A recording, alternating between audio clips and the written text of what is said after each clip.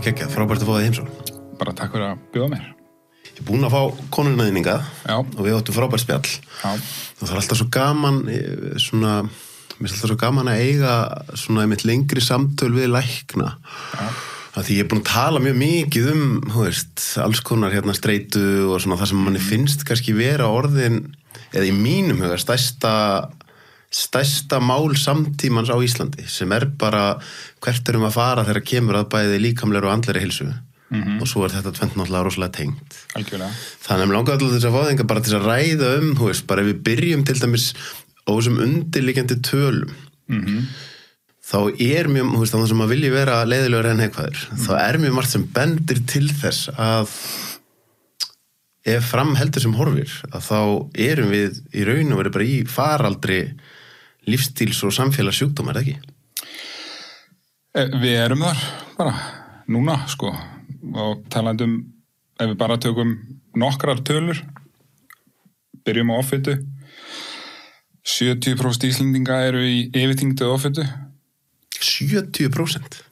30% barna eru í yfirþyngd eða offitu og þetta eru reynda tölur skilgrendar út frá þyngdarstuðli, BMI, þannig að þetta segir í rauninni bara um þyngd, sko, en segir okkur ekki um hvernig efnaskiptin eru.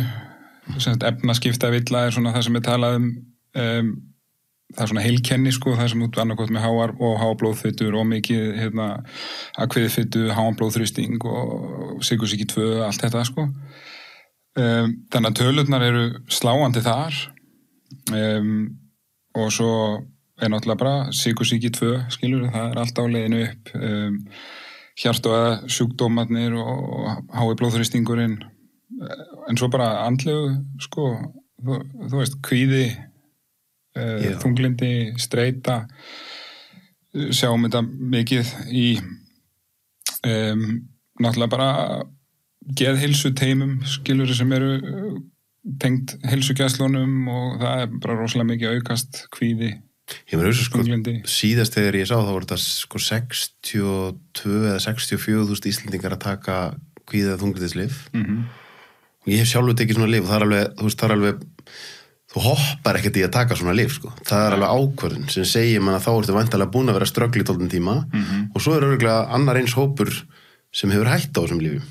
Já. Þannig að þessa tölur segja manni, þú veist, hvað er í gangi? Erum við að drepa okkur úr streitu? Eða er þetta mataræðið? Eða er þetta oflítill svefn?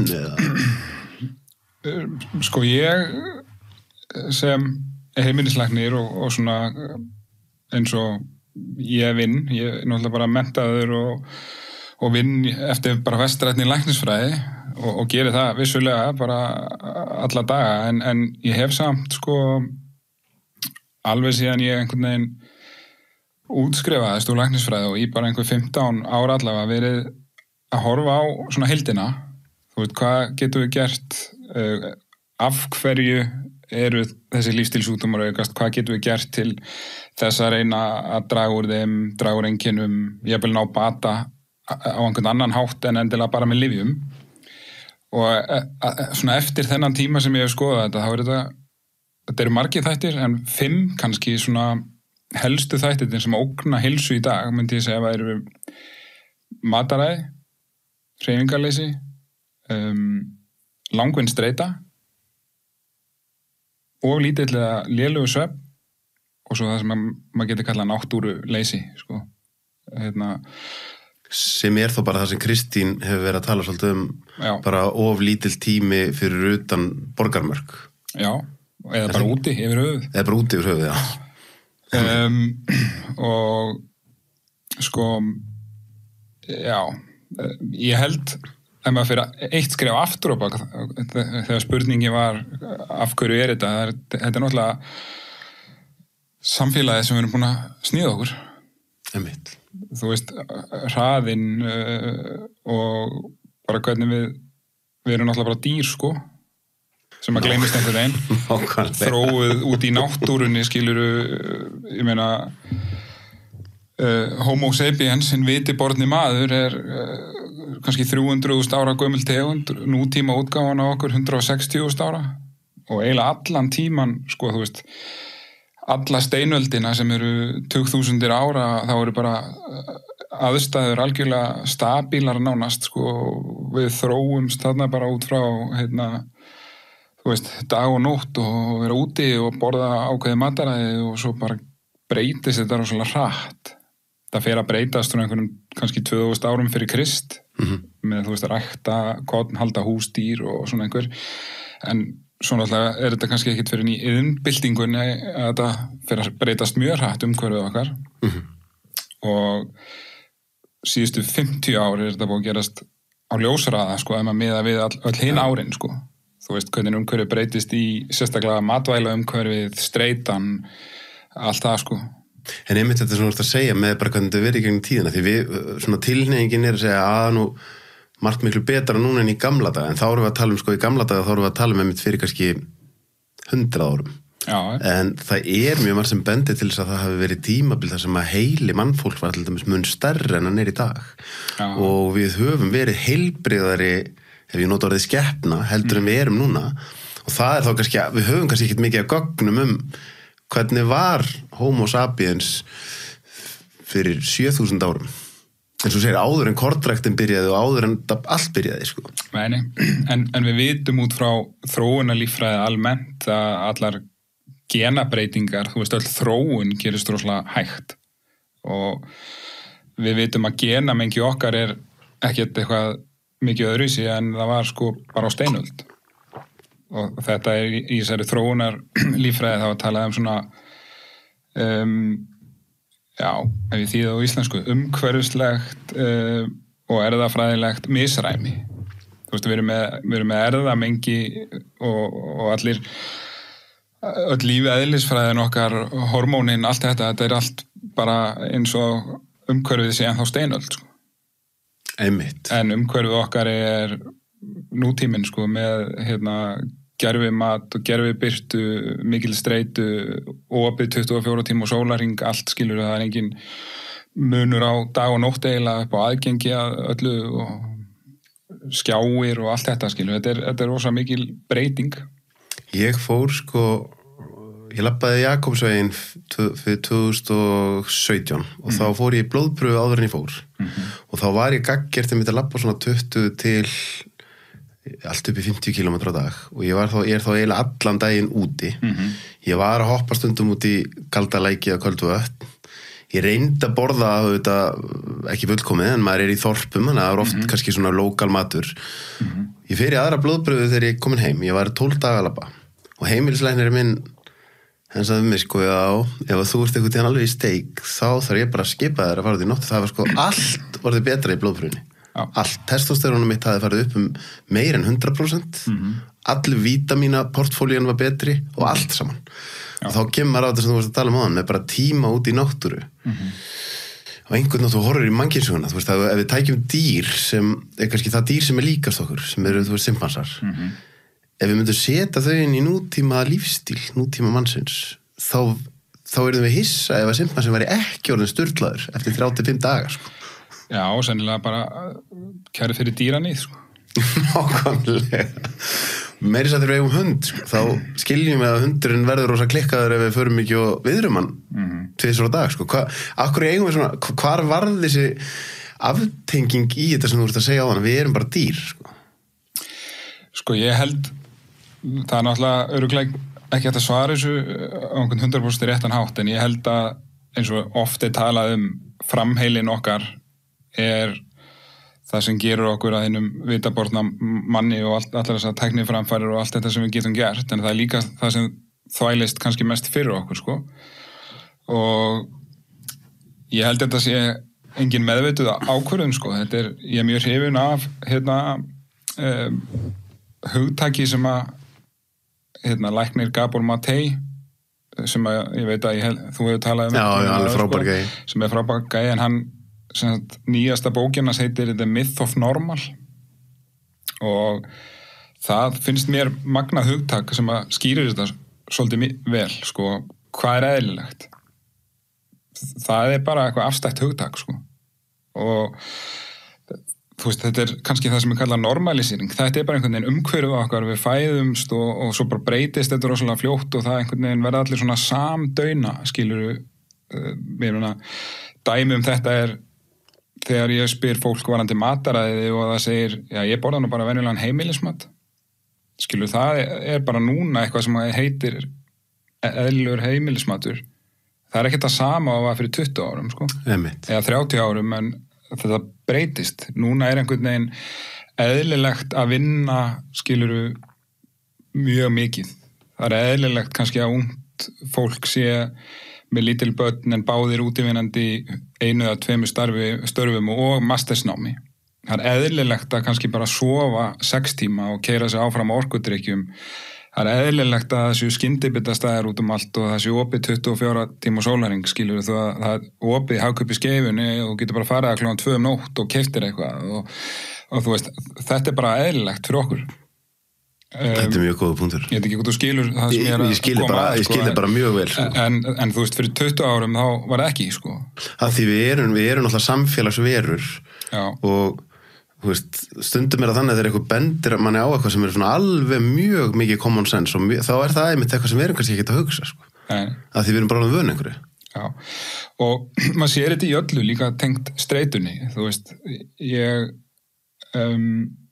held að ég sé ekki nógu gamall til að hafa, og þó, sennilega þegar ég var barn, þá var ekki sjónvarp á 50, en ég man allavega mjög vel eftir, sko, þessu að maður þurfti að bíða eftir, þú veist, hvað sem það var Taggart var á föstudögum og svo bara þú veist, næsti þáttur eftir viku á Derek, segi ég og ef maður ætlaði sko að horfa á eitthvað, þá þurfti maður að fara út á vídeolegu og fá eina gamla og eina nýja og allt þetta og svo máttur bara vera með þetta í 2 daga og maður var ekkert alltaf að horfa á mynd. Núna allt, þú veist, on demand, þú getur bara klára seríu af einhverju á Netflix og það svona allur þessi hraði, skilur ég meina, það er aldrei sko bara við spáum í mindfulness. Núna þarf maður svona aktíft að fara í það því það hraði, það eitthvað í gangi allan daginn en þú þarf að fara á stund eitthvað sem heitir mindfulness. Af því þú getur einhvern veginn ekki sko verið í dauðri stund. Þú veist, það eru snjallsímarnir, þú veist með tölvupóstinn eða þú situr í strætó eða rútu eða flugi, þú veist, þú ert alltaf á einhverju. Meðan bara fyrir 30 árum í strætó og þá þurftur bara að sitja og horfa á daggardropa leka niður rúðuna, sko, sem er mindfulness. Þú þurftur að bíða og horfa á VHS-tækið og þú þurftur að spólu tilbaka og nú skilaðir henni. Þú veist, þú þurftur bara að bíða og horfa á það og þú veist, þannig að það var held ég miklu meira svona mindfulness bara hluti af daglegu lífi. Og þá fyrir maður að hugsa um þetta sem þetta kalla mindfulness í öllu áreitis flæði nútímans. Þegar maður gefur sér að heilinn tekur inn upplýsingar í gegnum augun, eyrun, skynfærin, eða mikið í gegnum augun, að þá þarf hann síðan einhver staðar að melta. Og í nútímanum þetta orðilega þannig að eini staðurinn sem þú meltir upplýsingar eða það sem að heilinn fær kannski svona bara vinna úr, það bara þegar hún sofandi hreinlega, sko. Að því áreitið heldur bara áfram, það bara byrjar þegar við vöknum og bara þangað sofnum. Og ég fekk mitt Harald Erlendsson geðlækni og hann var að tala um að hans mati væri einn stærsta heilsuvá samtímans að heilinn fengi aldrei frið til þess að vinna úr upplýsingum. Það bara nýtt áreiti ofan í áreiti sem þú ert eftir að vinna úr. Sko. Já, og ég bara get tekið undir það. Maður sér sko til dæmis svefnvandamál er aukast mjög mikið. Börn og oft á tíðum erfitt með að ná sér niður og sofna og svona. Og það er mjög margt sem bendir til þess að það sé bara því þau fá ekki að vinna úr. Sko, það kemur ekki sér ró, þú veist, það er búið að vera mikil erilli við daginn, mikið að nýjum upplýsingum, hvort sem eru í leikskóla, skóla, allt þetta, en þau ná ekki svona einhvern veginn að fá að vinda sér niður í bara róliheitunum, heilina þess að vinna úr, tala kannski við mamma og pappa og segja frá hinn og þessu og pæli í hlutum og svona, þú veist, koma sér niður út af því að það er einhver truflun, sko, skjátæki, þú ert í rauninni bara meðtaka nýtt, alveg þangað til hvort sem maður er í sjónvarpi, skjátækjum og svo áttu bara að fara að sofa. Einmitt, sem er náttúrulega kannski tómtmál að tala um. Já, við sjáum, sko, þar sem ég vinn á Selfossi, þá er svona, móttaka fyrir börn sem eru þetta sem sagt móttaka, svona lífstílsmóttaka fyrir börn sem að glíma við ofþyngd eða offitu og svefnin iðulega í ólagi og það sem að sko, skila mestum árangri í þessari móttöku að taka skjátíman og styttan.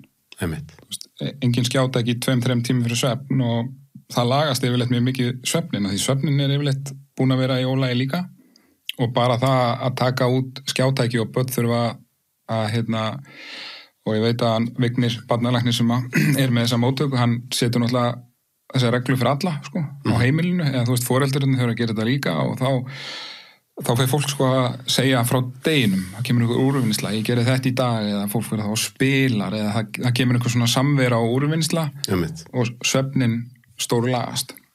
Og þá náttúrulega svefnin hefur áhrif á hormónakerfið og bara alla starfsemi líkamanns í raun og veru. Já, og bara öll úrvinnsla, hvort sem það hugans, skilurðu, minningar og allt það sem við búum til yfir daginn og lærum og allt þetta fer allt í langtímaminnið og einhverja svona reynslu sem við lærum af meðan við sofum. En það fer líka mjög margt annað fram í svefninum, viðgerðir á bara kerfunum okkar, þú veist, þekjun í meltingaveginum og hormónarnir að núllstilla sig og já, allt það sko. Ég tók mitt núna í síðustu viku svona, notarðið símaföstu 2 sinnum, slekki á símanum að kvöldi miðvikudags og kveiki ekki á honum fyrir að morgni föstudags, það var þetta 30 tímar og svo aftur tók ég 30 tíma og það sem ég finn sko fyrst gýrast aðeins upp af því það eitthvað að reyna að ná í mig og þú veist heyrðu, þetta, ég átt eftir að gera þetta og eitthvað svona, svo hægt og rólega eins og undirvitundin, þá byrja að koma upp hlutinir sem einmitt bara aldrei tækifæri til þess að fá að koma upp og fyrir mig, ef ég ætti og nú hefur búin að halda fyrirlestur heilsu og skrifa heila bók heilsu, ef ég ætti að tala fyrir mig síminn það sem að ræna mig mest af því sem gott fyrir mig sko. Þetta bara, fyrir mig þetta stærsti fíknivaldur í mínu lífi og ég heldur sé mjög mörg þar sko. Ég sennilega öll, ég meina ég segi það sama bara fyrir mig sko, þó að maður vilja oft ekki viðurkenna það sko, sérstaklega maður á úlinga og börn og að reyna að setja þeim eitthvað takmörk og þau fara eitthvað að segja tilbaka sko á mann og þá maður eitthvað, nei ég sko að vinna, ég að vinna í símanum og ég þarf að hafa þetta, þú ert bara á einhverju TikTok en þetta bara nákvæmlega eins sko og sko haldið ég ef að við fullorðnir menn meðvitaðir að þetta sé ekki að hafa góð áhrif á okkur, ráðum samt ekki alveg almennilega við það og þurfum einhvern veginn að setja einhverja reglur og fara á símaföstu og svona, hvernig heldur þetta sé þá fyrir börn? Nákvæmlega. Og náttúrulega algoritmarnir í þessu eru náttúrulega bara hannaðir sko á veljónakerfið okkar, dópamin og ég held að vakna ekki 10 ára barn á morgni og sé bara búið að ákveða að það ætla að vera, þú veist, ég ætla að vera 8 tíma á TikTok í dag. Nákvæmlega. Þú veist, það bara hijackar eða sem bara rænir athyglinni þeirra, sko. Já, ég tók tímabilið mitt, komst í 2 tölvuleiki sem múlingur, þá var maður nógu gamall til þess að það var ekki mikið, það var engin símar og ekki spjaldtölvur, en það var Super Mario Bros og svo Football Manager. Ég það mikill ADHD strákur, sko, ég þurfti á endanum að brjóta geisladiskana í báðum tilvikum af því ég var bara hættur að funkar í skóla, sko. Já. Og það hugsa maður í nútímanum þegar þetta er svona mikið að börn, sko, þú ert kannski ekki sem barn eða unglingur þetta ekki búin að gera þessa tengingu já, ég er vondur í skapina því ég er svo mikið í skjánum sko. Nei og sko ég held ef maður horfur á lyfjarannsóknir læknisfræðilega rannsóknir þar sem maður kemur með einhverju svona hypothesu, einhverja kenningu, ég ætla að prófa þetta hér og sjá hvernig það virkar og svo setur fólki í einhverja rannsóknahópa ef þú sérð þegar rannsóknin er komin að stað eða hálnuð eða eitthvað að þetta er nú bara eiginlega þetta gengur ekki, þetta er ekki sko etíst að halda áfram að þetta er að hafa svo slæm áhrif þá bara verður að hætta með rannsóknina og klára hann ekki sko og ég held að við séum alveg komin þangað með skjátækin sko að þessi tilraun sem enginn bæði að taka þátt í að við þurfum að stoppa hana, sko. En hvernig stoppum við hana? Já, sko, ég veit ekki hvað þú hefur séð, bara síðast í gær sá ég fréttum að Macron, sko, Frakklandsforseti, hann nú bara í dag að vera bara gerðin löggjöf, sko, að bara skjátæki verið bönnuð fyrir 13 ára og engin megi fara á samfélagsmiðla fyrir 15 ára. Það mikil ólga í Danmörku núna, ég bjó þar og ég fylgist oft með fréttunum og þar eru bara kappræður í sjónvarpssalum að þetta bara verða að stoppa núna, bara skjátækin út úr grunnskólanum.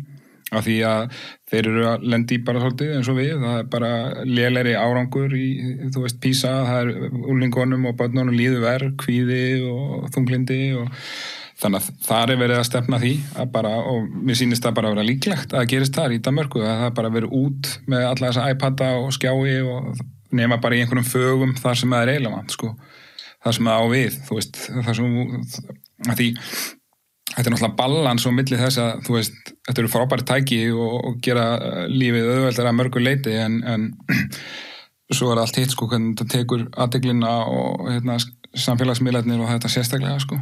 Já, við erum nú að tala um 2 fullorðnir kallmenn en maður talar einmitt bara fyrir unglinga og þú veist, það er margt sem bendir til þess að ungar stúlkur til dæmis bara þetta hafa svo mikil áhrif á sjálfsmyndina þeirra og þessi samanburður og allt þetta þannig en þá það þessi spurninga mitt, þú veist, við viljum búa í frjálsu samfélagi þar sem að ríkið kannski sem minnst að banna Algjörlega. En við erum einmitt komin á punkt þar sem að þetta bara sliga, sko, heilbrigðiskerfið á endanum bara að fara að sliga vestræn samfélag og þá það einmitt líka þessi spurning með matvæla, þú veist, á einhverjum punkti ef að ríkið kannski því hlutverki að það ætti að vernda okkur á einhverjum punkti af hverju var þessu leyft að gerast, sko. Að þú lappar inn í matvöruverslun í dag og ég veit ekki hvort maður að segja 80-90% af því sem þarna inn ekkert matur, sko.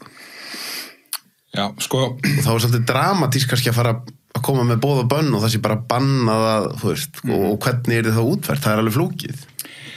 Já, sko, ég alveg sammálaður í því að þetta með boð og bönn kannski ekki það sko fyrsta sem að við viljum endilega í mörgum málefnum, þú veist það bara einstaklingshyggjan og frjálst val og allt það, en ég heldur séu komin fram sko, eða komin einhvern veginn í verri stöðu en við gerum okkur grein fyrir þarna og það þarf eitthvað annað en að bara hver og einn bera ábyrgð á sér út af því að þetta umhverfið þannig að fólk bara veit ekki almennilega hverju það á að trúa, sko.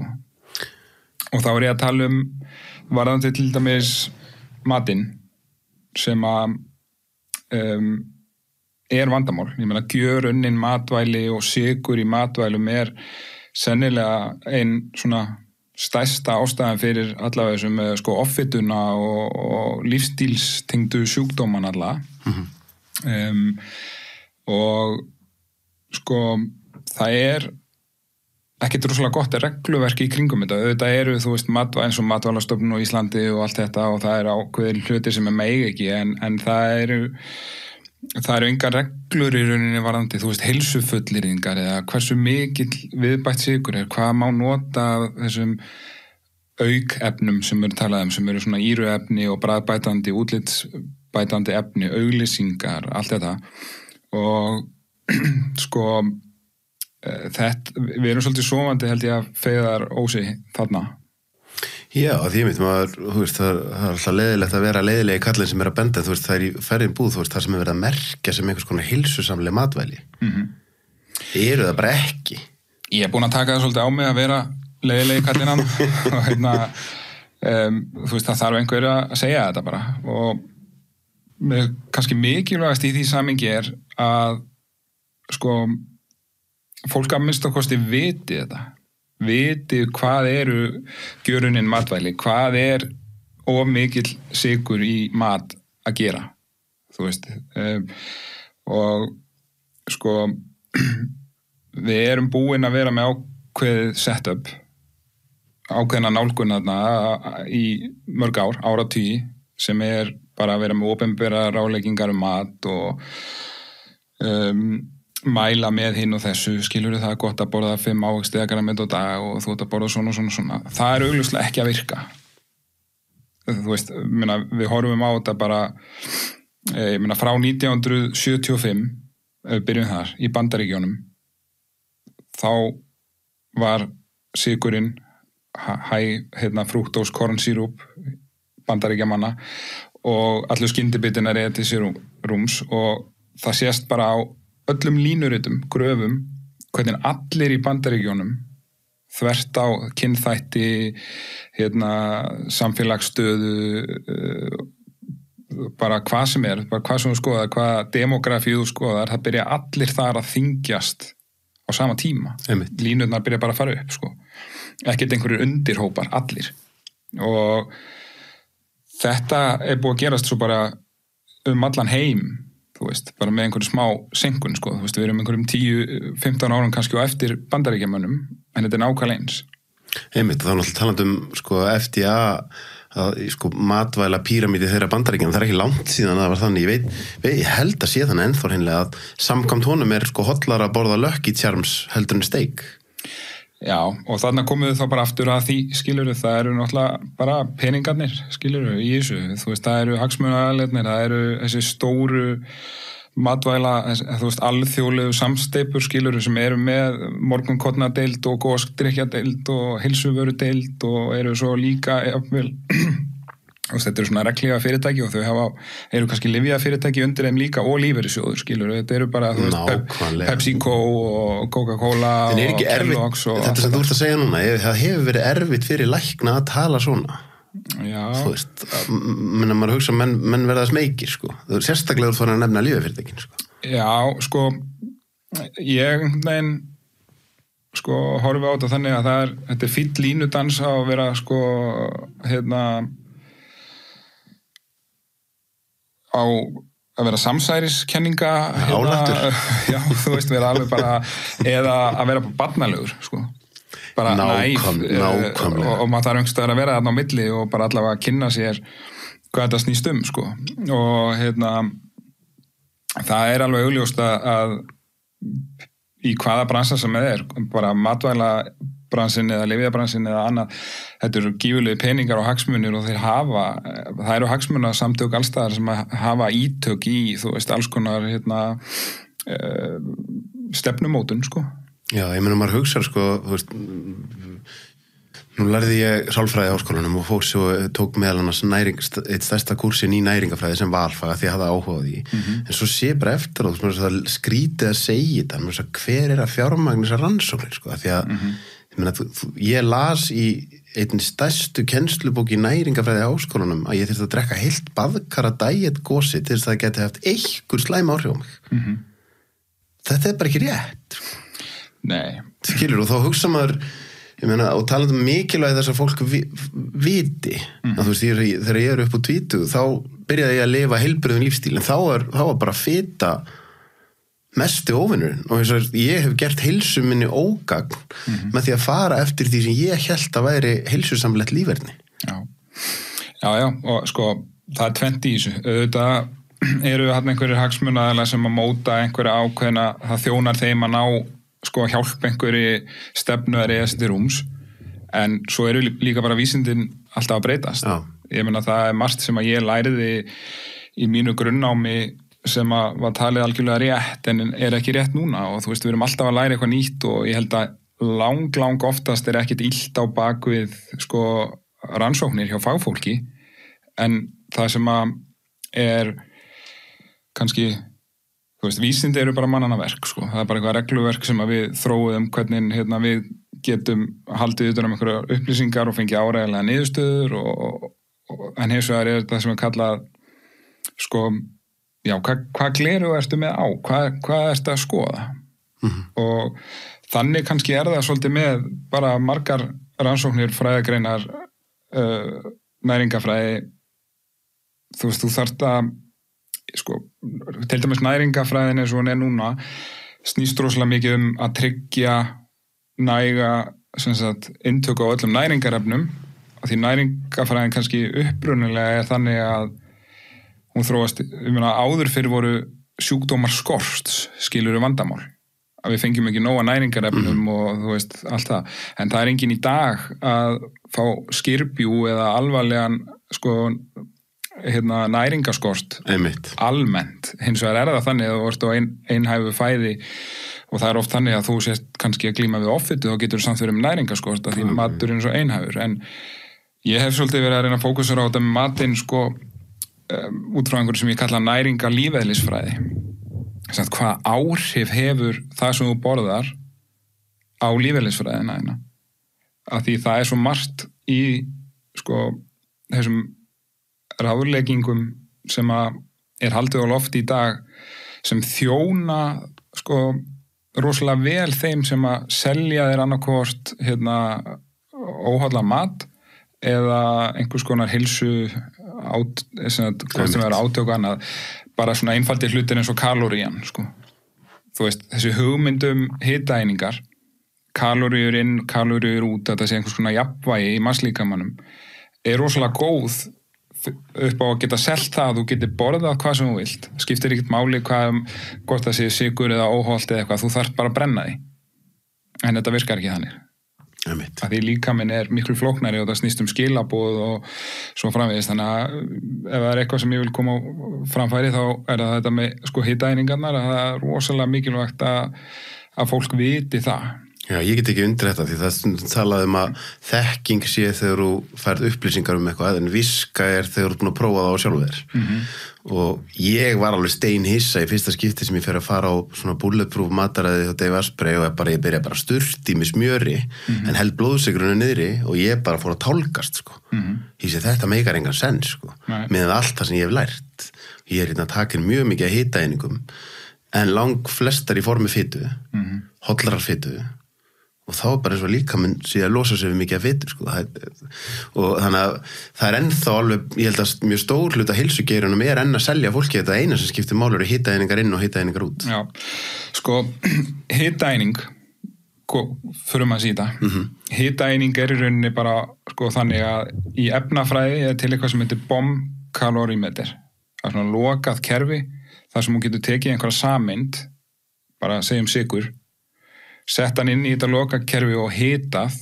þangað til að efnatengi sykursins rofna og þá losnar orka og í til dæmis tilfelli sykurs þá það 4 kilokaloríur eða 4 hitaeiningar. Þetta bara eitthvað svona lokað efnafræði kerfi þar sem að sameindin sprengt og losnar þessu orka. Mannslíkaminn ekki lokað kerfi.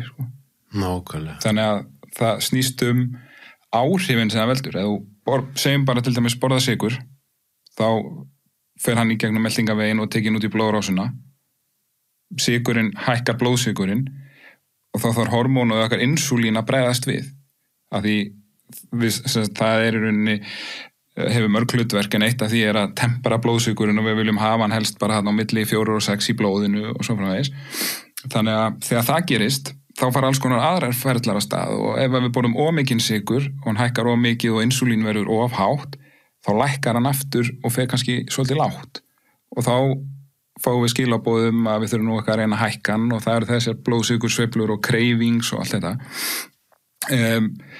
og svo þetta bara kannski ennþá flóknar en það það til dæmis eða hvítur sykur strásykur, viðbættur sykur það svo sameind 1 glúkósi og 1 frúktósi sem ávaxtasykur og þessi frúktósi í viðbættum sykri kannski helsta svona ógnin allavega eftir allt sem ég hef nördað og lesið í sannfærir að það þessi frúktósi sem að svona dræverinn á bakvið mjög mikið af þessum matvælatengdu sjúkdómum, efnaskipta sjúkdómum, sykursýki að því bara til að sýna líka aftur fram á þetta með hitaeiningarnar. Frúktósi og glúkósi eru mjög ólíkir. Glúkósi það sem að hver einasta fruma líkamans getur notað sem orkugjafa.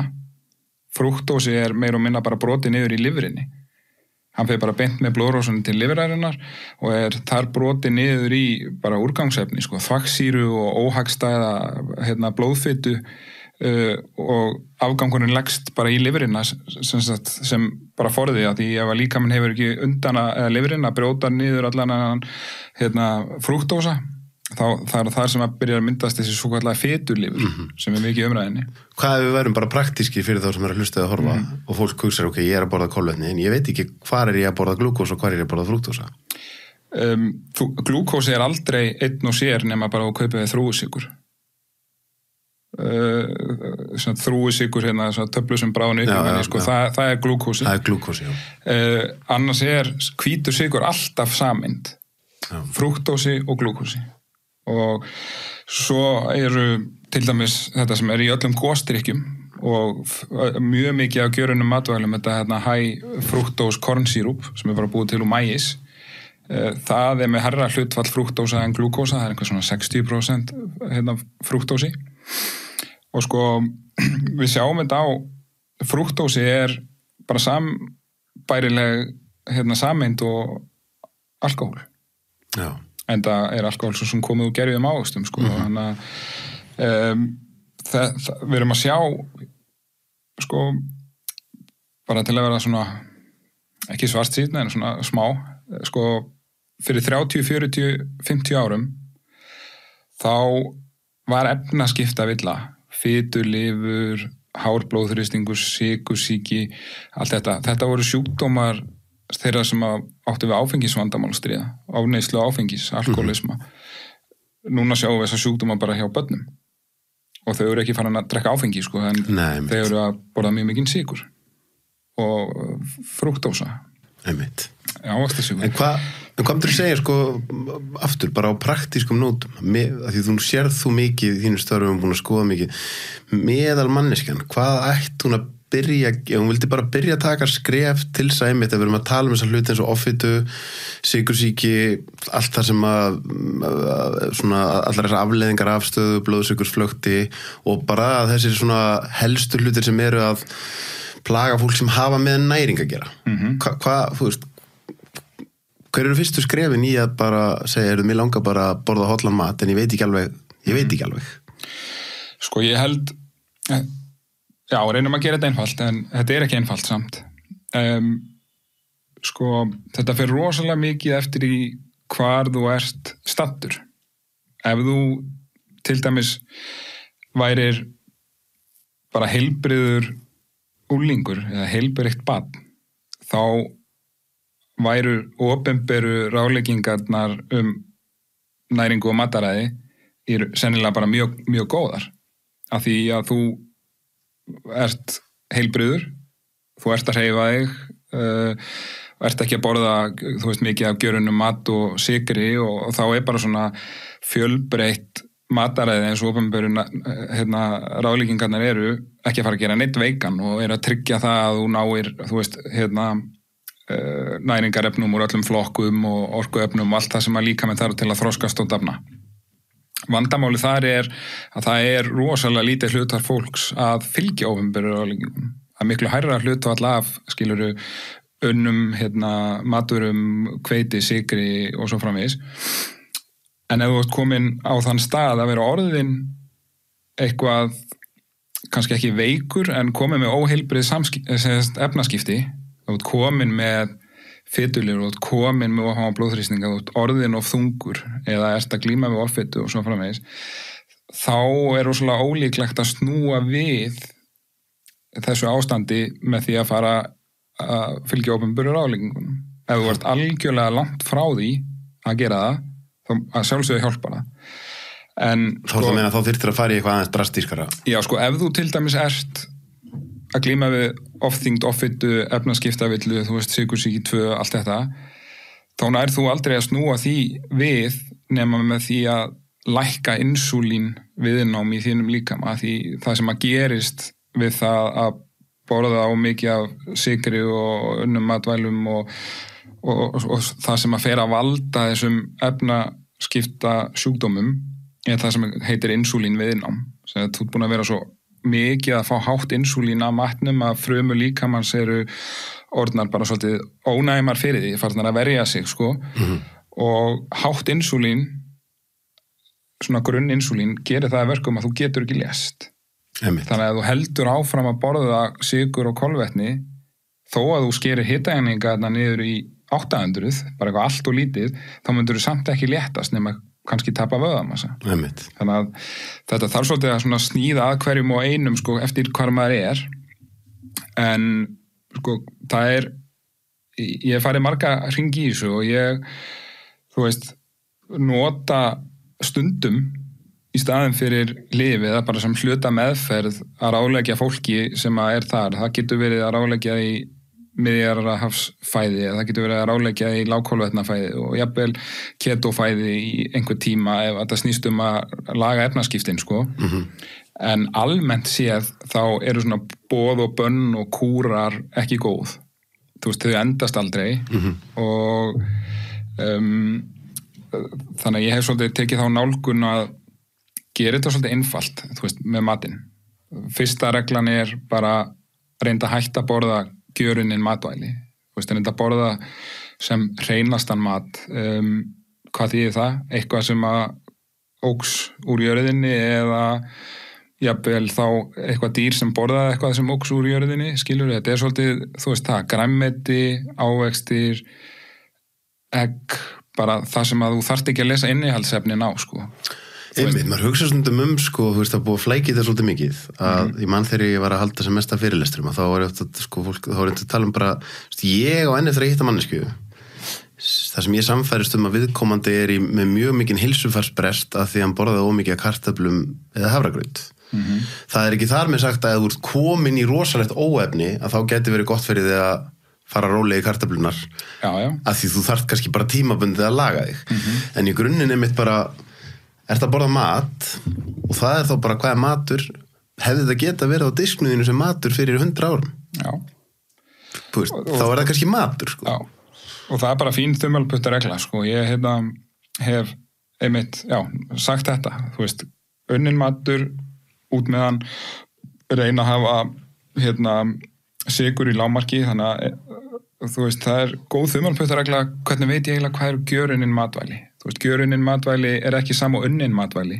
Það má alveg, og mjög mikilvægt að vinna matvæli upp á geymsluð, þol og öryggi og bara matvæla öryggi, skilur þau, því miður bara staðan þannig að það geta ekki allir bara borðað eitthvað heima ræktað, skilur þau að vera með sjálfsþurftar búskap eða við þurfum að geta fætt alla og svo framvegis, en gjörunnin matvæli eiga í rauninni ekkit skilt við mat, sko, þetta búið til, þú veist, í versmiðum eða úr einhverjum hráefnum sem voru einu sinni matur og búið að bæta við, þú veist, sykri og bragðefnum og pakka svona í fallegar umbúðir og setja heilsufullyrðingu á og svo er þetta auglýst og, þú veist, fullkomin blanda af sykri, salt og fitu til að, taka yfir velunastöðina en að svo borðir örugglega allt og mikið að því og langir meira, sko. Þannig að, sko, ef það ekkert fullkomið kerfi fyrir þetta en þumalputtareglan væri ef það eru fleiri en 4-5 innihaldsefni á lýsingunni, ef þú kíkir á lýsinguna það eru, þú veist, fleiri en 4-5 nánast 100% gjörunnið, ef það er einhver efnið þarna sem þú eru aldrei heyrt í innihaldslýsingunni sem myndir ekki finna í venjulegu heimiliseldúsi eða þú getur ekki fundið matvælið eða sem að innihaldsefnið bara sem keypta í búðinni. Þú veist, ef þetta eitthvað bara langt nafn eða e-nafn eða eitthvað sem þú bara veist ekkert hvað þá er þetta líklega gjörunnin matvæli. Það er ágætt að hafa svona einhverja þumalputtareglu þar, sko. Og svo er það svolítið að takmarka, sko, sykurinn, eins og ég sagði á hann, og sætuefnin, sko. Einmitt. Af því að þú platar ekki heilan, þú veist, sætuefni, við erum alltaf að læra meira þau og sko einföld skýring á því hvað þau gera ef þú fær sætt bragð á tunguna þá heldur heilin að sé að koma inn sykur eða kolvetni, sendir skilaboð niður til brisins sem kirtillinn sem framleiðir insúlín og gefur skilaboð að sé að koma fullt af sykri og gera insúlín tilbúið til að melta sykurinn eða til að takast á við blóðsykur hækkunina. Svo kemur engin sykur og þá situr insúlín bara eftir í brisun og þetta snýst bara við ef við setjum þetta í svona einfalda myndlíkingu að brisið segir bara upp til heilans býtu hvað varst að rugla, það kom engin sykur þú voru að redda með einhvern kolvetnum og þá ferðu að fá bara cravings og það búið að gera stóra rannsóknir á þessu sko að þú þessar hitaeiningar þú veist, án viðbætt sykur, zero calories sem helst að þú myndi bara geta sloppið alveg við að innbyrða að setja einhverja afleiðingar að innbyrða þetta þegar engar hitaeiningar og engin sykur, þú bætir það bara upp yfir daginn, og það eru fullt af góðum rannsóknum stórum þetta að þú í rauninni endar á því að borða meira, sko, af kolvetnum, þannig að og svo tekur þetta svolítið í burtu, sko, þetta með að þú heldur að þetta sé bara svona svindlkort, þá getur bara verið að borða sætuefni og fengi sætt bragð allan daginn á þess að hafa afleiðingar, þannig að dæmi, ég meina, flestir í dag myndi ekki vera að drekka venjulega Coca-Cola, rauða kók, bara oft á dag, af því það er mikill sykur og þú veist, meðvitaður það, að þú myndir kannski gera það með, þú veist, fá með pítsu og kók á föstudegi, eða, þú veist, en allir dagdrykkirnir og þetta eru þá þannig að þú hugsa, þetta er ekkert óholt, það er einhver hitaæringur í svona, ég drekk bara 2 lítra á dag, skilur, og ein hliðin á því þessi með að þú í rauninni bætir eða þetta upp og þetta hefur með þessi áhrif á blóðsykurinn þó að þetta sé sætuefni.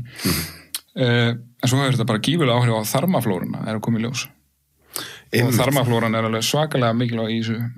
Það er annars, sko, þetta er náttúrulega ormahóla sem er þetta að fara mjög djúpt í, en sko, maður er skoðið mitt, það er þeir sem ganga lengst í því tala náttúrulega nánast að sé eins og það sé bara annað persónuleiki í þarmaflórunni, sko, þú veist að því heilin og serótóninkerfi vinnu það mikið heilin og þarmandi vinna saman að það sé bara að þú ert búin að vera að fóðra þá, sko, vilja styrkurinn einn og saman er ekki að fara að sigra slæma þarmaflóru. Nei. Það því hún mun bara biðja það sem hún vill, sko. Já. Og ég er alveg sammála því, ég er búin að kafa mikið ofan í þetta síðustu ár og þetta er svona pínu fríki, sko, bara eitthvað svona alien, þú veist, manni líður nánast eins og þetta. En ég meina, ef við talandum að maður myndi vilja bara segja hlutinir eins og þeir eru ekki bara, hvað er stór hluti af fólki í venjulegu vestrænu samfélagi í dag sem er með heilbrigða þarmaflóru, er það ekki bara mikill minnluti?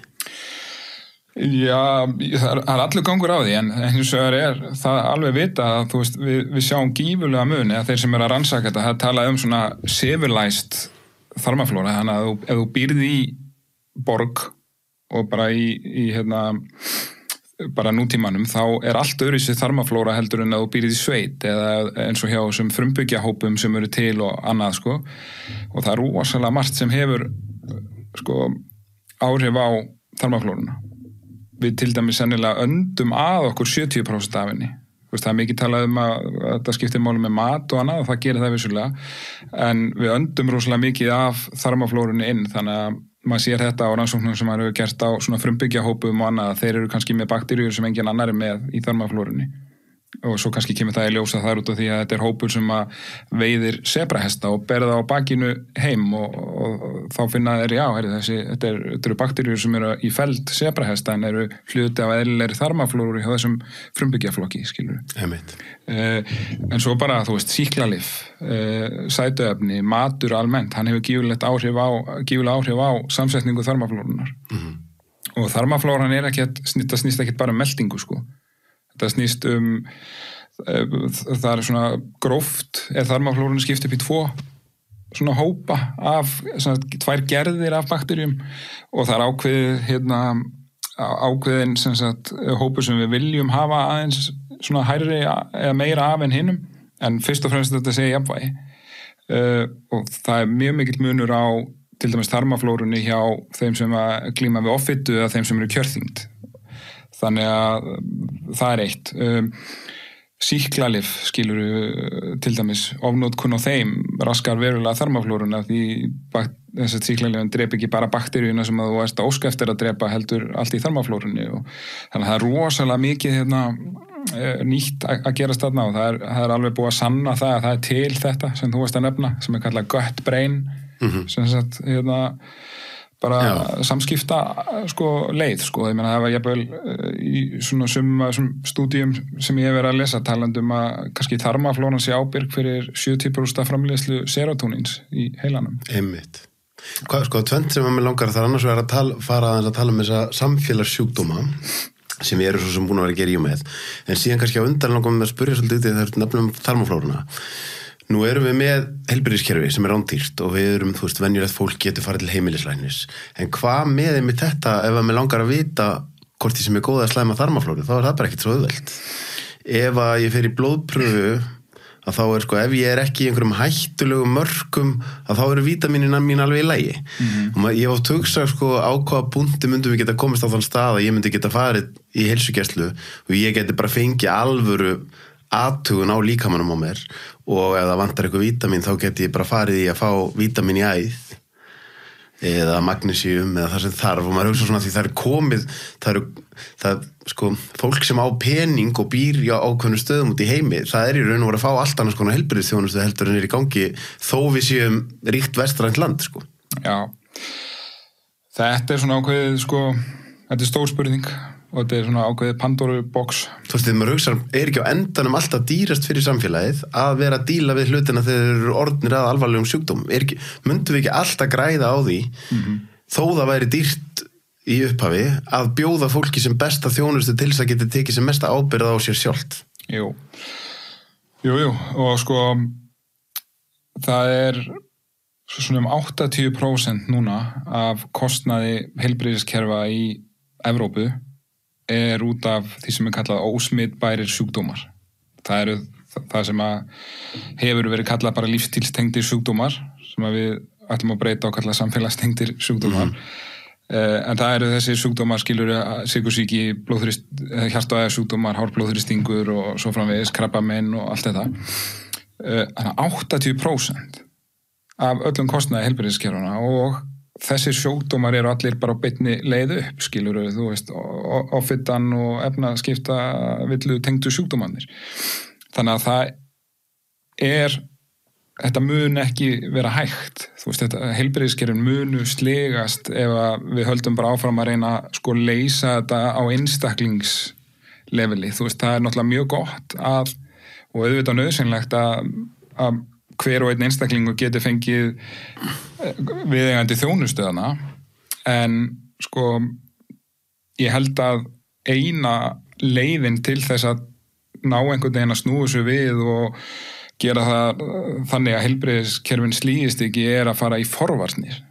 Þú veist, byrja á byrjuninni, skilur að búa til samfélag þar sem að þessir sjúkdómar þróast ekki, hvort sem að það sé út af streitunni eða matnum, þú veist, það þarf að kenna matvælalæsi, það þarf að setja eitthvað regluverk á, þú veist, gjörunin matvæli og sykur og til að hindra það að fólk fái þessa sjúkdóma.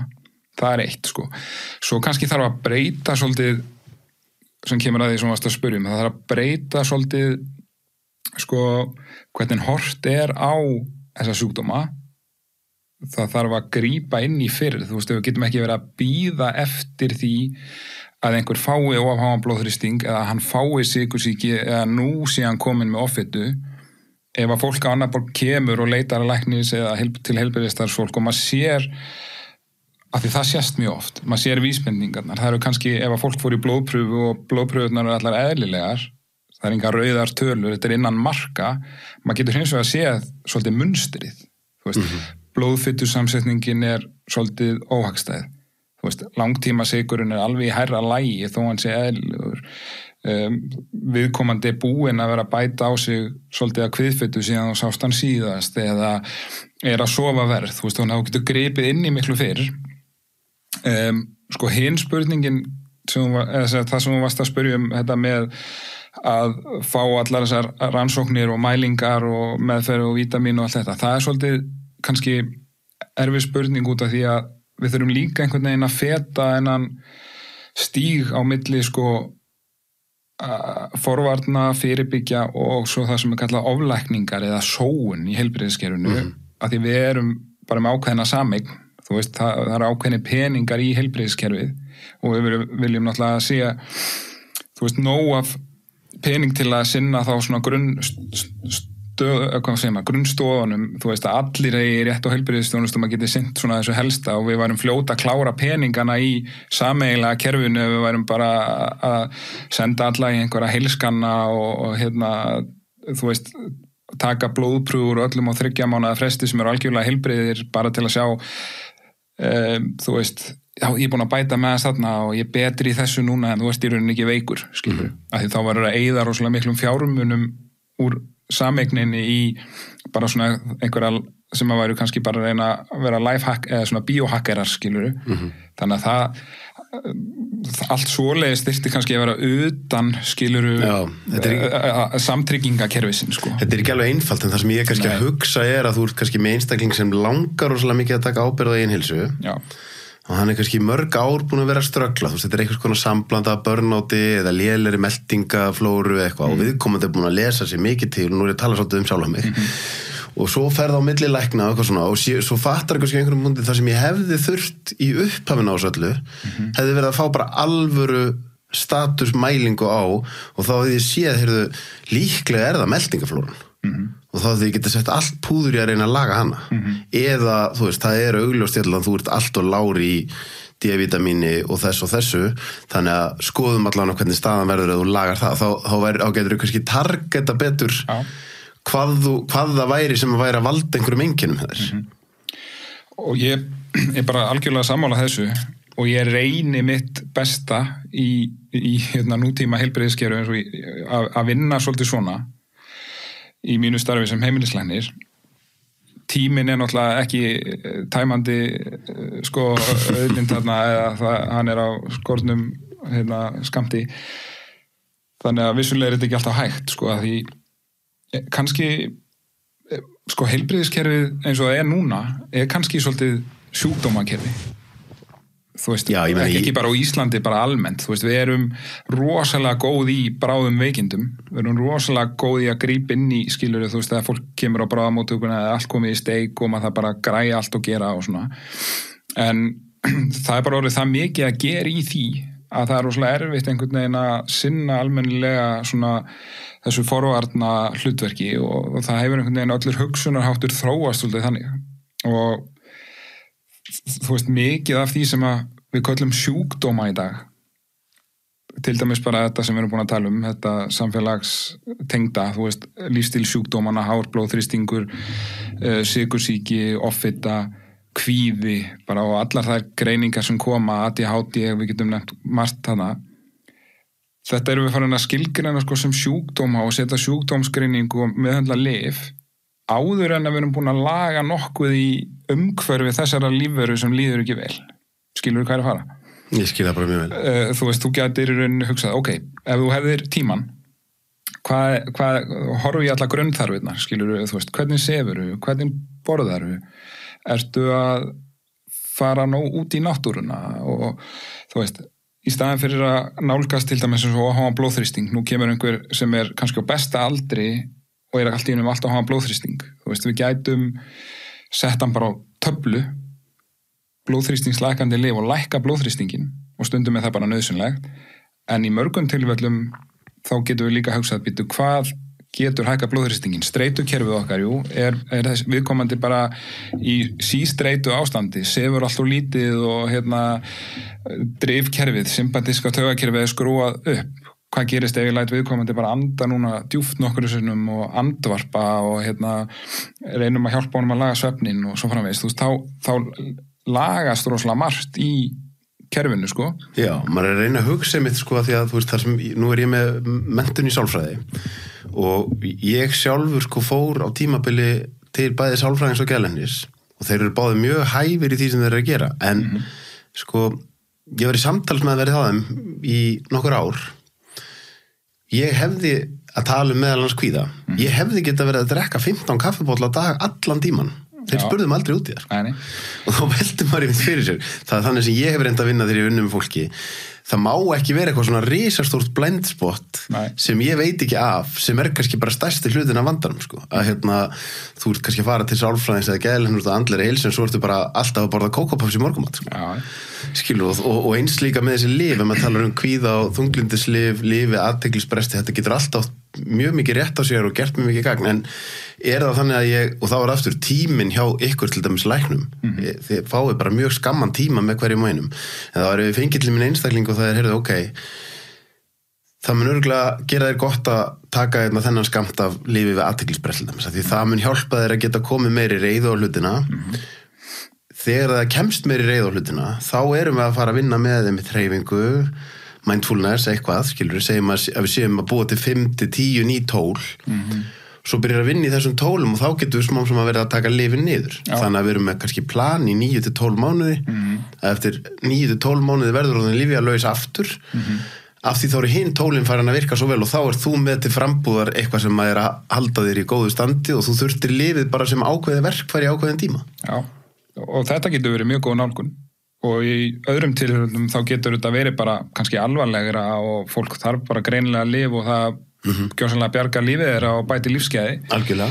Í öðrum tilfellum getur þetta svo líka verið þannig að sko hver sem ástæðan hvort sem það einstaklingurinn, umhverfið sem hann í, heilbrigðisstarfsmaðurinn eða samblanda öllu, þá getur þetta verið rosalega röngnálgun. Bara fyrst þú nefndir skilurðu lyfið ADHD eða kvíða, ég meina ef að einhver einstaklingur sem að sefur 5 tíma og drekkur 10 eða kannski mikið 5 orkudrykki eða kaffibotla á dag, hreyfir sér lítið og bara alla grunnþarfirnar eru í ruglinu og líður ekki vel út á því eða getur ekki einbeitt sér eða er kvíðinn eða hvað það ef þú ætlar að bæta þá on á þann vanda bara einhvers konar lyfjameðferð og setja einhvern stimpil skilur sem sjúkdóm, þá er það kannski ekkert heldur árangursríkt. Þetta snýst svolítið held ég að bara meta, þú veist, hvern og einn, en við megum ekki gleyma, við þurfum svolítið að spyrja okkur sko sem samfélag, hvar eru við?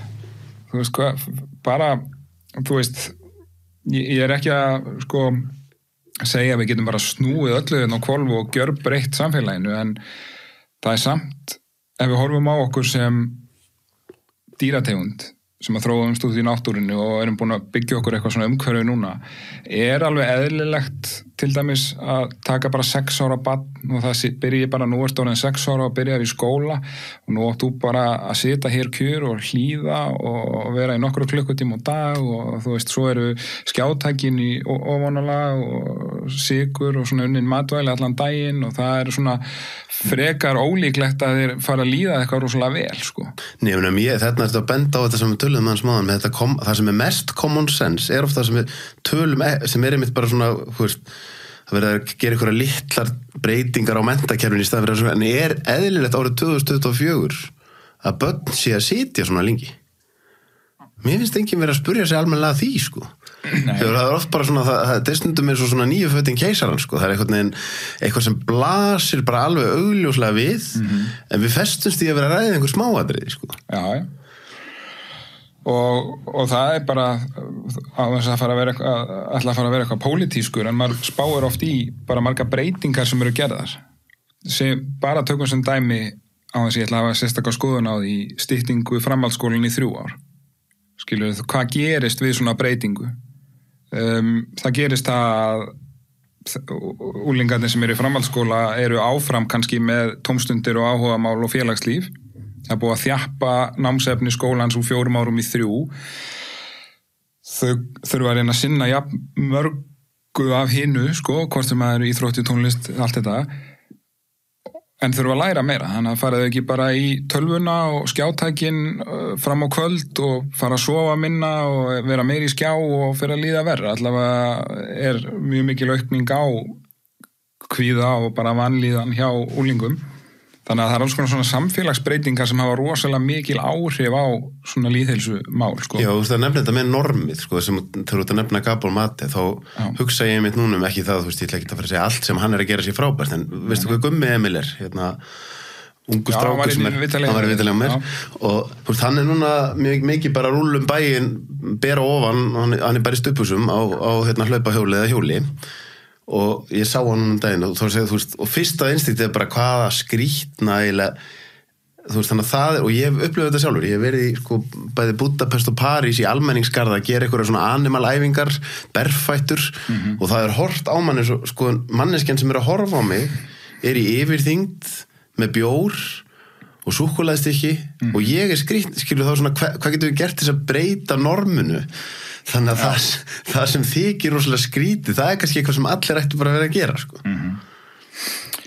Já, ég hef nú ekki kannski svarið við því, en Nei, maður hugsa bara, þú veist, hvað væri hægt að gera til þess að svona, við myndum alltaf búa í samfélagi þar sem að, auðvitað erum við sem neytendur að tala um búðirnar, að matvörubúð væri bara matvörubúð og það væri eitthvað, kannski 5% af því sem væri inn í henni væri eitthvað mjög unnið eða sykur og þú veist að við erum samfélagsverur og það maður sér einhvern veginn dag í nútíma samfélagi til þess að mat, það er bara mjög erfitt að standast skilyrðingarnar sem eru allar að toga því átt að óhollustu.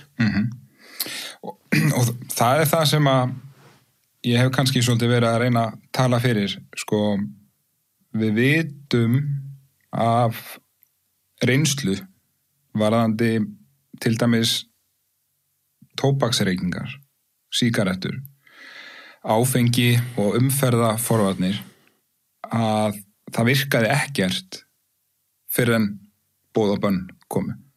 Þú veist, það var prófað að halda fram, reyndu nú að gera þetta frekar en að reykja, það er svolítið óholt eða farðu nú í belti og það er, þú veist, öruggara og það var reynd allt þetta jákvæða, skilur við, að vera ekki með boð og bönn. Það virkaði ekkert og fór ekki að draga úr tóbaksreykingum fyrir en það var farið að setja bara merkingar á og hækka, þú veist, aldurinn að þú þyrftir að vera bara, þú veist, þetta gamall og sama með áfengi og maður sér bara samanburðin á milli landa, þú veist, ef að áfengis kaup eru frjáls frá 16 ára þá er rúling að drekja meiri, þú veist, þannig að við vitum alveg þarna hvað virkar og við erum held í komin þangað með mat, sko, gjörunin matvæli því að það virkar ekkert að segja fólki allt hvað er hollt en svo ertu með mat sem er framleiddur sko til þess að vera allstaðar fyrir þér og auglýstur og merktur með alls konar og þetta er matur sem höfðar mjög mikið til verðlaunastöðana og svo framvegis þannig að sko það, ég held að þurfi bara virkilega einhver svona inngrip sko, hvort sem það eru bara frá stjórnvöldum. Samfélagsátak, maður hugsaður með eins og í COVID-faraldrinum það er náttúrulega ásýst að ákveði samfélagsátak og ég hugsaði allan tíma það er annar faraldur í gangi sem er bara að drepa miklu fleiri en það hefur aldrei verið farið í samfélagsátak þar sem við bara segjum nú bara ríkissjóður er bara frá hausinu við höldum svona áfram, við höfum ekki efni á þessu og við þurfum einhvern veginn að fara í sameiginlegt átak til þess að snúi þessu við sko.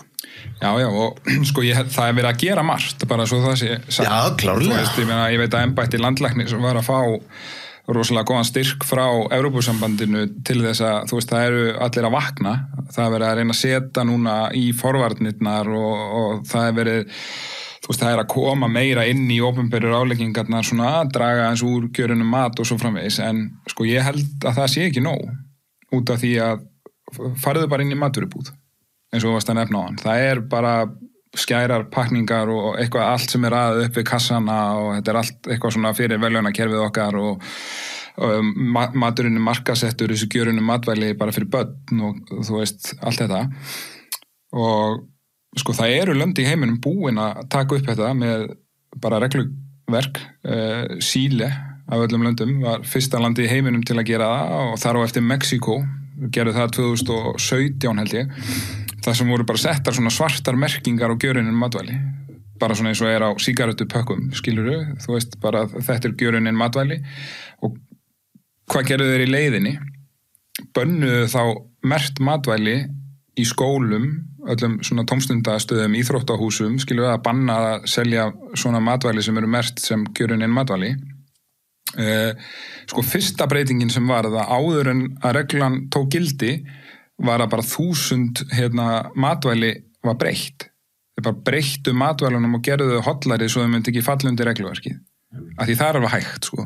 Bara á meðan það þarf ekki og hitt er ódýrara, þá gerir náttúrulega enginn það sem er að reyna að selja vöru sem er ódýr í framleiðslu.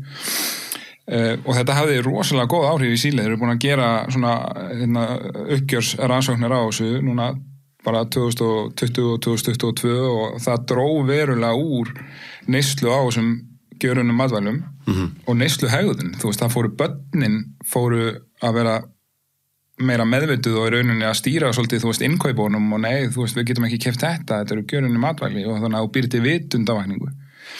Sem er einmitt að tala menntakerfi, sko, að þú getur farið í gegnum skóla í öll þessi ár og maður hugsa, sko, þú veist, er ekki mikilvægt að kenna fólki að ábyrgjast eigin heilsu. ég er 20 ári í skóla og mér er ekki kennt það, sko. Nei, og það er eitt, sko. En bara kannski mikilvægast eða mikilvægt að hafa með í eins og þetta með síli, þeir gerðu, sko,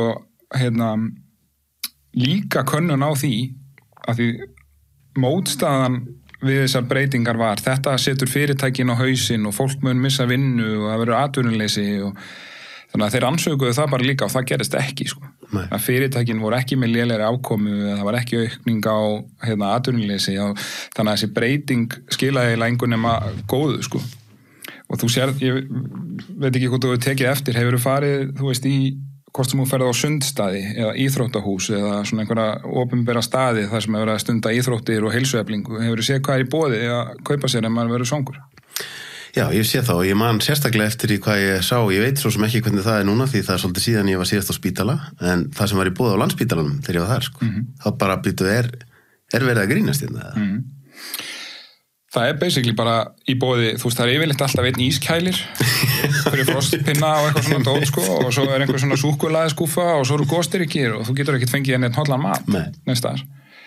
Þú veist, þannig að það breyttist til dæmis þannig hjá þeim í síli með þessari reglugerð, það var bara ekki í boði. Og ég þarf að skoða þetta, síli verkefni. Já, og það gerir þetta líka í Mexíkó og þetta er eitthvað að breiða úr sér en eins og ég segi, sko, ég held að við séum komin þangað bara út af því að fólk treystir líka á að það sé eitthvað, þú veist, ef það er verið að selja eitthvað út í búð sem mat, þá treystir fólk að það sé matur, ef það er eitthvað sem er merkt með heilsufullyrðingu, rosalega eða engin sykur, engin viðbættur sykur eða það er merkt fituskert sem er búið að koma inn í fólk, skilur og það er bara einhvern veginn, já, þetta er örugglega gott og þetta er gott fyrir börnin og þú veist, það er ekki regluverk í kringum þessar merkingar, sko. Og maður er með hugsaður það ekki, sko, eitt er boð og bönn og eitt er hvað getur þið opinbera gert en síðan á endanum það með þetta bara sjálfsábyrgðin, sko. Þú veist, bara ég held að heimsmynd mjög margra sé kannski þannig að það sé eitthvað svona ríkisvald og einhverjar eftirlitsstofnanir sem einhvern veginn voru nú búin að sjá fyrir því fyrir okkur að það væri ekki verið að gera okkur eitthvað slæmt. Og það tekur dálítið átak eða heilsuleysi að þú fattir bara, þú ferðin í nýja heimsmynd þar sem þú fattar það var bara enginn að verja heilsuna mína. Ef ég gera það ekki sjálfur, þá er enginn að fara að gera það fyrir mig. Og ég held að það sé líka vitundavakningi sem verður að eiga sér stað að bara vitundavakning sjálfsábyrgð. Það sem bara það erfir bara ég þarf að lesa aftan á þetta, sko. Já, og algjörlega og enn og aftur bara svo við undirstrygum þetta með sko sem við spilluðum fyrir þátt að reyna að kalla þetta sko samfélagssjúkdóma en ekki lífstílssjúkdóma. Við erum svona hópur lækna sem erum svona þengjandi sem við verðum að tala það. Einmitt út af því að sko lífstílssjúkdómur er rosalega gildishlaðið. Það hljómar eins og að sko þú sért bara veikur út af lífstílnum sem þú valdið og það sé bara þér að kenna. En þetta er í rauninni sko samfélagslegt út af því að til dæmis börn velja sér ekkert eitthvað sinn lífstíl, sko. Þú veist, það fer eftir bara hvar býrðu í hvað menningarheimi, hvað fjölskyldu, hvað mikið vita foreldrar en í hvað skóla ertu og hver er normalisering þar, skilur, hvað er í tísku núna, þú veist, og allt þetta. Og þegar aðgengið er eins og það er, að þú getur ekki farið út í venjulega matvörubúð eða það sem er til sölu í þar sem þú stundar íþróttir eða ef þú ert að keyra eitthvað innanlands og þarfst að stoppa og fá þér eitthvað og hvar sem þú stoppar er bara í eitthvað sem er að kalla á boða eða verðlaunakerfið þitt og er unnin matvæli og viðbættu sykur, skilur, þá er þetta komið svolítið svona út fyrir það að það sé bara eitthvað sem að þú velur þér, skilur. Þannig að við þurfum að horfa á þetta svolítið þannig. Og til þess að kannski reyna fyrirbyggja þetta, þá þarf alltaf að fara að kenna svona hluti bara strax í grunnskóla, skilur, eða ef leikskóla, matvælalæsi, skilur, veita hvað er hollt og hvað er óhollt og hvernig veistu það og hvernig lestu á matvælinn. Já, maður hugsa líka, ef mann hefur verið kennt til dæmis sem barni, þú veist, er ekki börn og unglingar ef það er kennt á réttan hátt til dæmis bara orsök og afleiðing að ef þú borðar svona mikinn sykur þá líður þér svona eftir klukkutíma, sko. Og þá verður til þessi tenging í, því það er það sem breytist hjá mér, sko. Ég í raun og veru gjörbreytti því hvernig ég borða að því ég fór að gera þessar tengingar. Alltaf þegar ég borða þetta, þá líður mér bara svona. Mér langar ekki að líða illa, sko.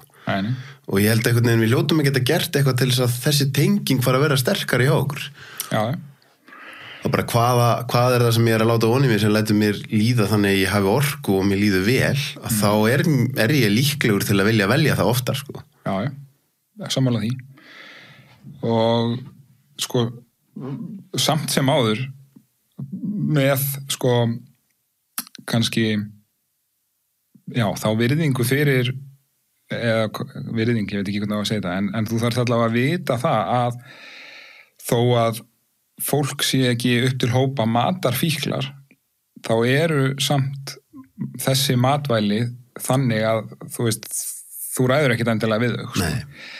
Ég veit ekki hversu margir til dæmis gætu tekið, bara að nefna eitthvað dæmi, Ben & Jerry's eða eitthvað svona uppáhaldið að, þú veist, hversu margir gætu tekið hann svona út úr fristinum og fengið sér eina litla teskeið og skila á hann sem bara og fengið sér eftir viku, eða ef þú ert að borða uppáhald skyndibita en hvort sem að það sé hambúrgar eða hvað það er og hann alveg bara, þú veist, það blikkar allt, þetta svo gott og þó þú finnir og orðin sattur, þá rosalega erfitt að hætta, sko. Þetta svo rosalega gott. Þú veist, þú ert ekki tökka, ég hefði nú sennilega ekki gott að því að klára þetta, eða bara, skilur þú veist, þannig að þetta líka svolítið það, sko.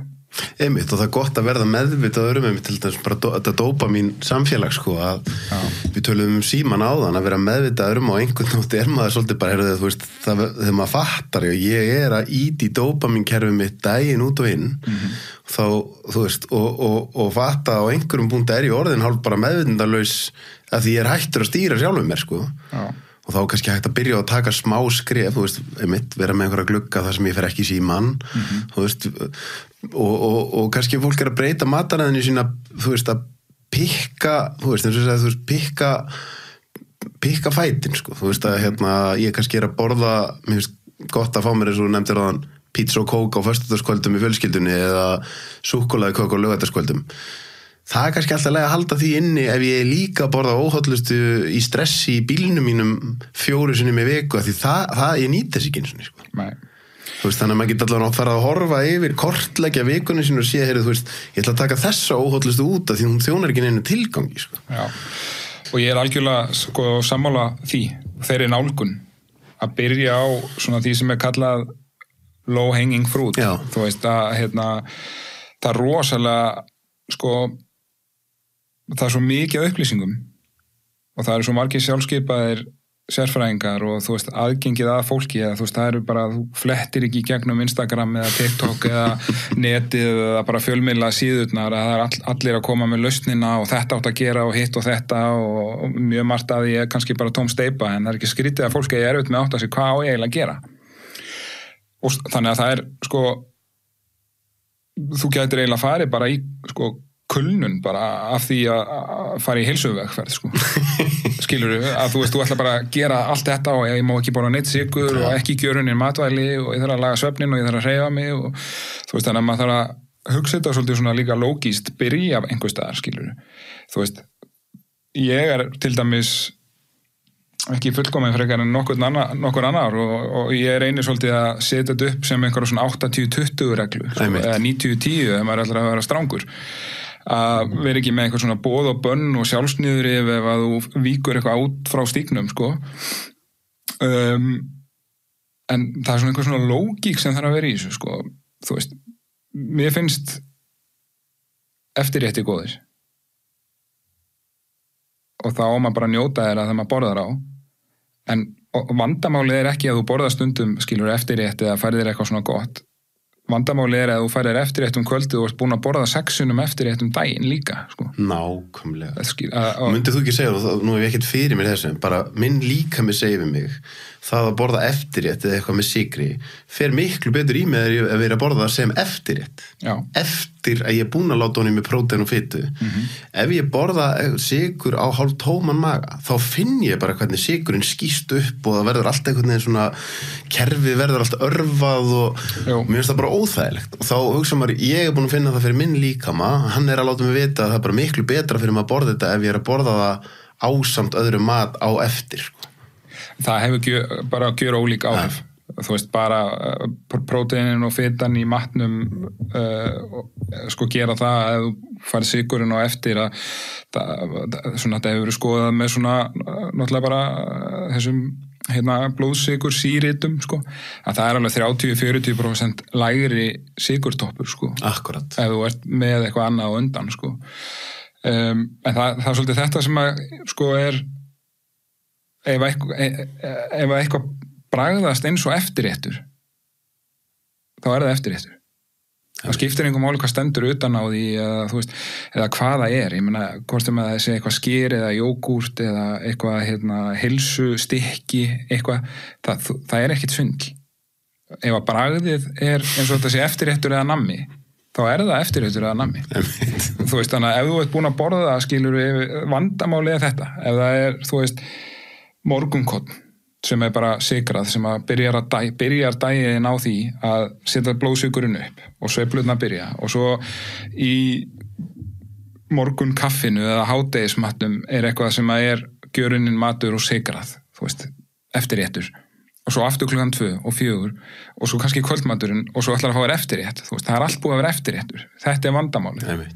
Þú veist, þetta snýst svolítið þú gætir örugglega komist upp með að lifa rosalega heilsusamlegu lífi og verið í toppmálum þó þú fengið þér eftirrétt eða eitthvað sætindi annað hver dag eða á hverjum degi, ef að grunnurinn er góður, sko, þannig að vandamálið er ekki það að þú þurfir að vera á bara algjörlega sykurfrí og aldrei gera nein mistök, sko, í mat.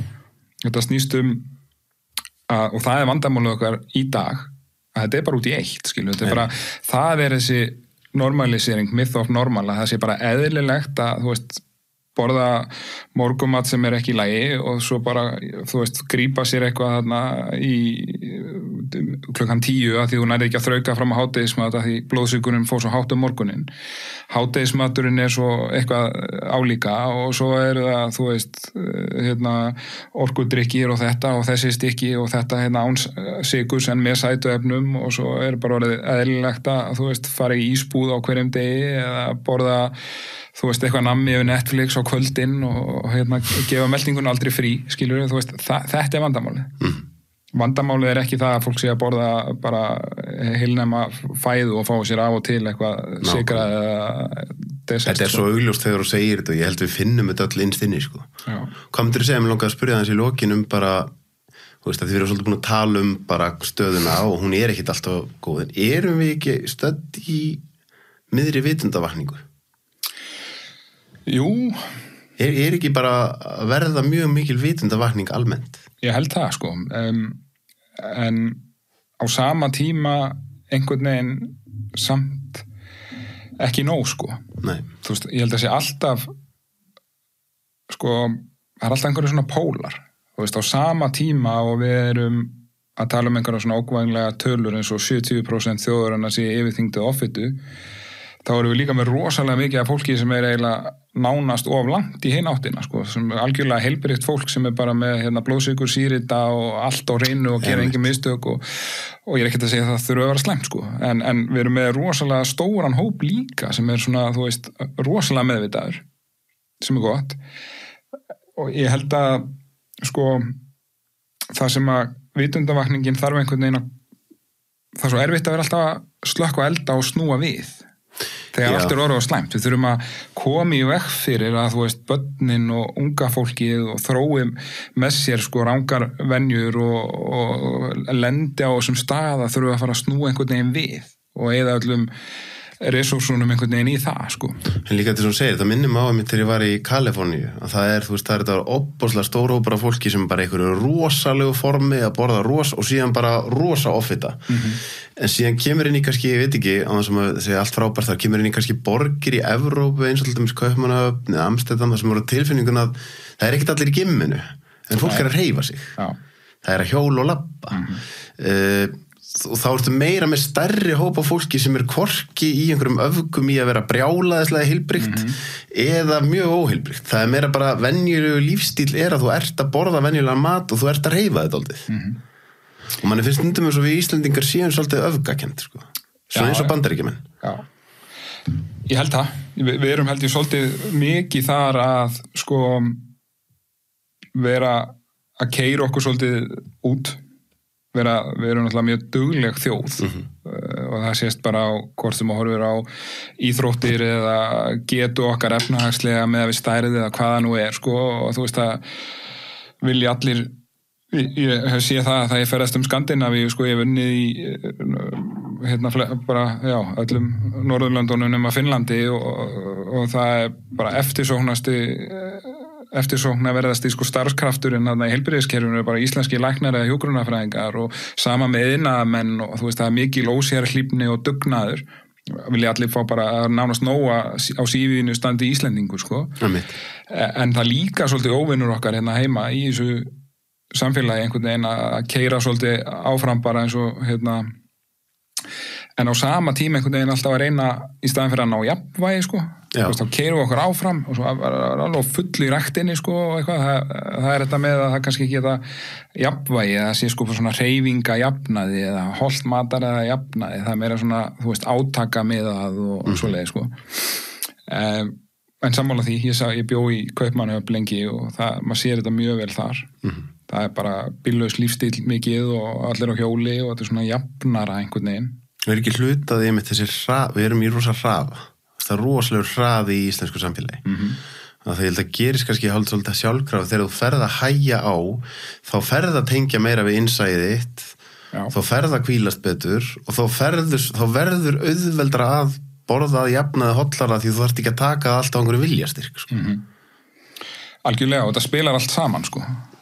Þú veist, það er bara þannig að þú ert undir miklu álagi, ef að streitukerfið þitt er þannig, kortisólhormónið þitt hátt, svefnin lítill, þá virkar ekki framheilin eins og hann á að gera, sko, þetta hefur áhrif á hormónin og þú kallar á fljóta orku, koffein, þú veist, einföld kolvetni, þannig að það er rosalega erfitt að taka eitthvað eitt. Það er rosalega erfitt að ætla að vera í brjáluðu streitu ástandi og ætla að reyna að bæta upp fyrir það með því að fara að vakna fyrr og fara klukkutími í ræktina, skiluru, í bullandi streitu, það er mjög ólíklegt að skilja einhverju, það bara er í rauninni bætir ofan í fulla streitufötuna og það er rosalega erfitt að ætla að ná tökum á mataræðinu, hvort sem er til að bæta heilsuðu léttast ef að svefnin er og lítill og streitan í hámarki og bara, þú veist, þyngdarstjórnunarstöðin er í einhverju svona upplifa lífshættu ástand og ætlar ekkert að leyfa þér að, þú veist, léttast og saman, þú veist, þannig að þetta þarf að vera í einhverju svona jafnvægi, sko.